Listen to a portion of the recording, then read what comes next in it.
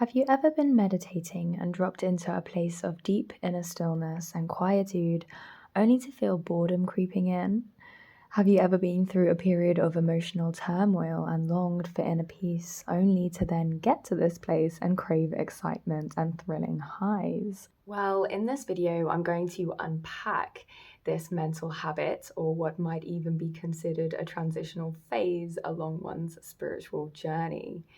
So, yes, peace can appear boring at first because there is nothing going on. But as we expand this peace and as we really embody this peace, then we come to realize that it has many colors. And it's actually, when we consider things like stimulation and drama and excitement, we come to realize that these things are actually very limited in comparison to the purity that peace has to offer. Let's start off by acknowledging that true peace itself is not actually boring. We have peace and we have boredom, and peace isn't something that we actually need to achieve. True peace is essentially what we are. So, boredom, on the other hand, is a product of the mind. The egoic mind is constantly seeking fulfillment outside through sensory experiences and mental activity. This is because the mind thrives and survives through identification with Maya, the illusion. So when we turn inward and find inner peace and stillness, the mind fears its own destruction through emptiness, and it doesn't know what to do with itself. So it labels the experience as boring, a technique that it uses to survive. Once the experience is labeled as boring, a feeling of boredom then manifests, and that's considered an uncomfortable feeling. So we strive to escape it and find a more comfortable feeling instead, whether it's through thinking or choosing to partake in a stimulating activity. Mind fears peace and stillness because it mistakenly equates it with emptiness. But in reality, stillness is fullness itself. When we take the time to truly be still, then that's when we actually realize the aliveness of our surroundings. But the mind is conjuring up all sorts of resistance to avoid slipping into what it considers to be oblivion, this formless void beyond thought. But mind only fears what it thinks it knows about the unknown, because peace itself is bursting with a vibrancy and a deep satisfaction. And the present moment is actually comprised of an unparalleled richness. Human beings have a predisposition to always want to feel better somehow. Pretty much everything we do is a striving to feel better. We think we want that beautiful house in the countryside, but we really want how we think that house will make us feel. We think we want that perfect relationship, but we really want how we think it will make us feel. We think we fear heartbreak, but we really fear the feeling of heartbreak. The trouble with this is that anything external in the world of duality is impermanent and short-lived. As a result, we get caught in patterns of chasing the next good feeling in the next future moment and running away from the next uncomfortable feeling. But all we ever need to feel good is right with us and can be accessed at any time. It's the same aspect of us that is able to flow naturally with the uncomfortable feelings too. Inner peace offers a fulfillment that is not dependent on external conditions or fleeting highs. Instead, it is unshaken and steady and always available. So, as we progress along our spiritual journey and we realize this more deeply, then we begin to choose this stillness and peace over endless stimulation. Importantly, we come to realize that boredom isn't something to run away from. It's not something to escape. And in actuality, it is an invitation to embrace the moment exactly how it is. So, in this way, we stop resisting and we stop searching for distractions. And instead, we just learn to effortlessly flow with life itself. Because of the human being's constant yearning to feel better, we have become utterly addicted to endless cycles of seeking dopamine. And as a result, inner peace can initially feel underwhelming. Our minds are so conditioned to seek stimulation that its absence makes it seem like something is missing. But this is the illusion that traps us in an endless cycle of discontent.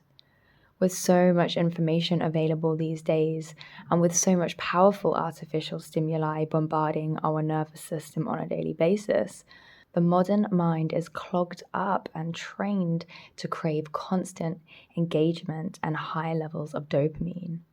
For more information on this, see my video titled How Overstimulation is Numbing You to Life. But this longing for stimulation is actually an illusion. It is not the stimulation that we crave. Rather, it is just a yearning to feel better. So we really want to rise above these instinctual cycles and like literally witness them and see them and then realize that we have a decision to make. Do we choose high highs that leave us hungry for more? Or do we choose the lasting purity of inner peace that may seem or may appear mediocre at first, but will deliver us straight into true contentment? And so, yeah, do we constantly strive to feel better, or do we just allow uncomfortable energies to arise and subside and find ourselves in a state of flow instead? Many are addicted to drama. They are just waiting for something to go wrong, and they seek relationships that they know will bring drama. But drama itself has become their identity at that point. So why do we like drama? Well, for one, it's exciting, it's stimulating, and this makes inner peace boring because it lacks the intensity that we crave, consciously or unconsciously. So we may ask ourselves, have I mistaken emotional turbulence for aliveness? If drama was taken away, who would I be without it? So, what can we actually do? What practical steps can we actually take moving forward to transition through this long or short process of our awakening? So, for me, I find that it is really important to just allow a boredom to be there, to just notice it, be aware of it, and flow with it. So, really tune into the sensation of boredom within the body, tuning into that energy and being present with it, not feeding it with thoughts, but just instead giving our attention to how it actually manifests as a feeling within the body. For me, it's like an achy feeling. So, I just turn my attention to that energy and just rest with it and allow it to dissolve, allow the sensation to just move through me. Secondly, be conscious of dopamine seeking and begin your detox. Start to become conscious of this urge to scroll on your phone instead of waiting peacefully in stillness. Be conscious of the need to seek more information and conceptual understanding, and be conscious of any need to create and seek drama. You don't have to resist the urge to partake in these activities. Just become aware of the impulse itself, and the rest will follow moment to moment. Observe the mind's craving for stimulation through thought and the urge that the mind has to stay in the illusion. Ask yourself, am I really wanting this, or am I just chasing a temporary feeling? And thirdly, we just really want to trust the process. We want to have faith and we want to deeply recognize that a shift is taking place. as we are beginning to experience how fulfilling inner peace actually is. The more that we actually experience this stillness emanating from within us, then the more that we choose that more, and we realize how stimulating activities only create this addictive urge for more. So, yes, the less we will actually fall for our own dopamine seeking urges. Just like we go through periods of dopamine detox when we're in a meditation retreat or something, you are in a giant dopamine detox stage in your spiritual evolution at this point in your lifetime. And just as the need for stimulation alleviates in a meditation retreat as we drop further into stillness, the same will occur in one's lifetime. We just have to ride the waves and flow with the process. So I will put my hands up and confess to what I consider myself to be, which is a total dopamine addict, have been my whole life.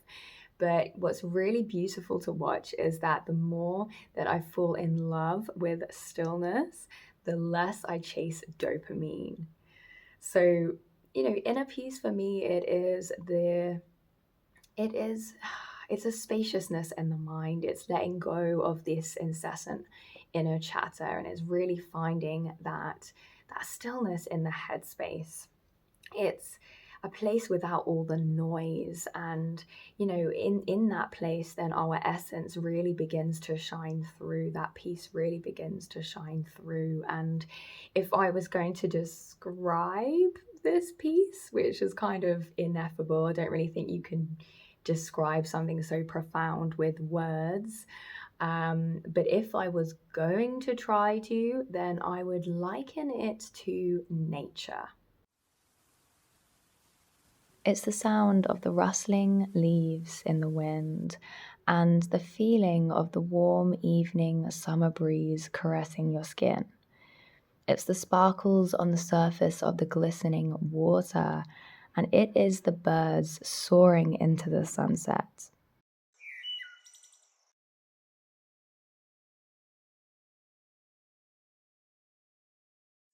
Inner peace is a perfection of sorts, and it may not be hugely exciting, but it is our natural state of being, and therefore it is a quiet coming home.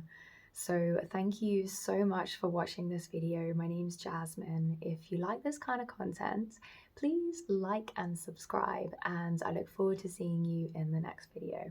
Bye bye bye bye.